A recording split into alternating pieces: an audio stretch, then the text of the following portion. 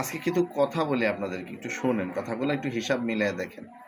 পৃথিবীর নিয়মটা কত বড় অদ্ভুত, একটু চিন্তা না করলেই না। আপনি দেখবেন ড্রাইভার আপনার গাড়ি চালায়, কিন্তু সে নিজে পা হেঁটে সে তার বাড়িতে যায়। কাজের বুয়া আছে না, কাজের বুয়া, এই কাজের বুয়া দেখবেন আপনার বাসায় এসে ভালো মন্দ রান্না করে আপনাকে খাওয়ানোর ব্যবস্থা করে দিয়ে যায়। অথচ একটু খোঁজ নিয়ে দেখেন এই কাজের বুয়া তার বাড়িতে ভালো খেতে পারে না।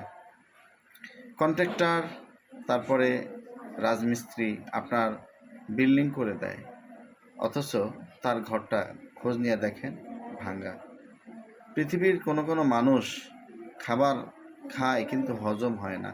কিভাবে হজম করা যায় এটার জন্য সে ডাক্তার, কবিরাজ এদের কাছে দৌড়াদৌড়ি করে।